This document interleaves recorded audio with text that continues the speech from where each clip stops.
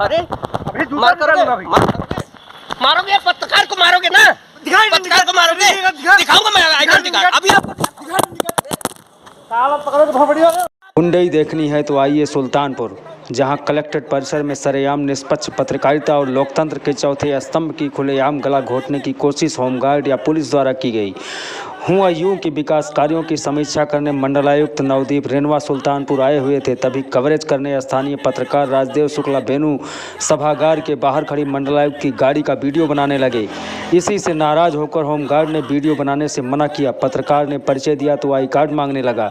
पीड़ित पत्रकार I card दिखाने ही जा रहा था, तब तक होमगार्ड ने गाली देते हुए मोबाइल छीनने का प्रयास करते हुए हमला बोल दिया।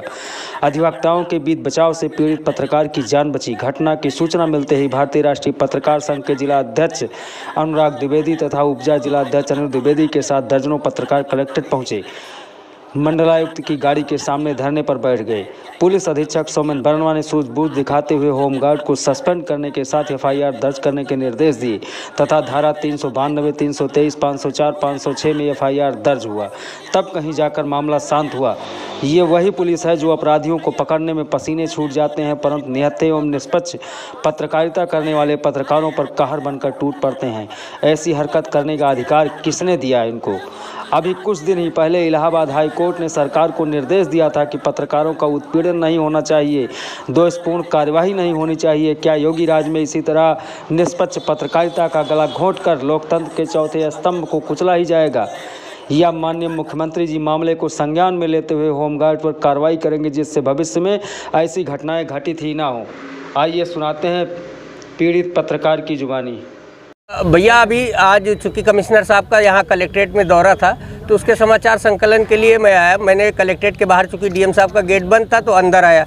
अंदर आते जो प्रवेश द्वार है वहाँ जो अथॉरिटी बैठी, मैंने उनको बताया कि मैं पत्रकार हूँ और वीडियो बनाना चाहता हूँ, तो उन्होंने अनुमति दी कि आप कलेक्ट्रेट गेट डीएम साहब के कार्यालय के गेट के सामने से खड़े होकर के बाहर का फुटेज कर लीजिए। कमिश्नर साहब बाहर निकलेंगे तो अपने सवाल पूछ लीजिएगा। उसको पूछ करके मैं जैसे बाहर की तरफ पीछे की तरफ निकला एसडीएम साहब के कोर्ट की तरफ, उधर एक मान्यवर खड़े थे, अब पता नहीं होमगार्ड थे कि सिपाही थे। उन्होंने मुझसे पूछा कि आप यहाँ क्या कर रहे हैं, कैसे आप अंदर आए? मैंने कहा मैं जो सामने की अथॉरिटी है मैं उससे पूछ के आ रहा हूँ और मैं पत्रकार हूँ। उन्होंने कहा कि आपके पास आई कार्ड है? मैंने कहा मैं आपको दिखा रहा हूँ। और जैसे ही मैंने वीडियो बनाना शुरू किया ये सामने का गाड़ी का, वैसे उन्होंने हमारी मोबाइल पर हाथ मार दिया। मैं कुछ समझ पाता, मैंने उठाया तब तक उन्होंने मुझे पकड़ लिया और खींचते हुए ले गए। चूँकि उस समय रिकॉर्डिंग मोड पर मोबाइल था तो उनकी सारी हरकतें उसमें कैद होती रही। वो लगातार मुझको गालियाँ देते रहे कि तुम जैसे बहुत देखे हैं, सब लोग जिसको देखो वो चला आता है, इस तरीके। मैंने उनको बताया कि ये मेरी अथॉरिटी है और मेरा काम है और मैं कहीं ऐसा तो है नहीं कि आप मेरी तलाशी लीजिए, मेरे पास कोई बम विस्फोटक है या कोई इस तरीके की चीज़ तो है नहीं। लेकिन वो क्या किए कि वो ज़बरदस्त मेरे ऊपर हमलावर थे, बार बार मेरे मोबाइल पर और मेरे ऊपर हमला कर रहे थे और मैं बच रहा था। मैं लगभग 50 मीटर पीछे तक गया। ये तो कहिए कि अगल बगल के अधिवक्ता बंधु सामने आए तब मेरी जान बची। नहीं, इतनी नाराजगी क्यों हो गई? मतलब कवरेज करना ना हो गया? अब पता नहीं उनको क्या, उनके अधिकारियों ने उनको क्या निर्देश दे रखा था, क्या कर रखा था। यहाँ कौन सी गोपनीय सड़क पर, चूंकि सड़क पर सन्नाटा था, गाड़ियाँ खड़ी थी, गाड़ियों के अंदर क्या मतलब क्या अनैतिक कोई हरकत हो रही थी, क्या हो रहा था? वो होमगार्ड साहब या वो जो सिपाही है वो किस हरकत से क्यों इतना नाराज हूँ मैं समझ ही नहीं पा रहा हूँ। जबकि इसके पहले ना मेरी उनकी कभी कोई मुलाकात हुई ना मैं उनको जानता हूँ। देखिए हमारे साथी राजदेव शुक्ल के साथ पुलिस के वर्दीधारी व्यक्ति, चाहे वो होमगार्ड हो चाहे पुलिस हो, उसने अभद्रता की है। और ये आज की बात नहीं, कल से ये नाटक शुरू है। कल से गेट पे रोका जाना, चाहे कोई हमारा पत्रकार साथी आ रहा है उसके साथ टोका टाकी किया जाना, बैठाया गया। 4 घंटे तक वेट कराने के बाद भी हम लोग सहिष्णु रहे कि हम लोग कवरेज करने में अपने रहे। आज भी बेनू भाई ने हमारे कोई भी इस तरह की हरकत नहीं की जो किसी को नागवार गुजरे। फिर उसके बाद राजदेव भाई जब यहाँ पर कवरेज कर रहे थे, उनको जो है मारा जाना, उनके साथ मारपीट किया जाना, इसका बिल्कुल स्पष्ट सा मंतव्य है कि ये लोग मनबड़ हो गए हैं। इनको लगता है कि पत्रकार जब भी मिलेगा उसके साथ चाहे जो करेंगे कोई परिणाम नहीं आने वाला। इसका हमें सभी साथियों में आक्रोश है। जितने भी सुल्तानपुर के संगठन है, जितने पत्रकार साथी, सभी आक्रोशित है। जब तक उसके खिलाफ मुकदमा लिख करके उसको सस्पेंड करने की कार्रवाई नहीं की जाएगी, हम लोग तब तक कमिश्नर को जाने नहीं देंगे। उनकी गाड़ी के आगे बैठे रहेंगे, चाहे 24 घंटे, 36 घंटे, 48 घंटे, उनको नहीं जाने देंगे। आपको आइडेंटिटी कार्ड भी दिखाऊंगा, अथॉरिटी लेटर भी दिखाऊंगा, लेकिन आपने आपको मारा कैसे?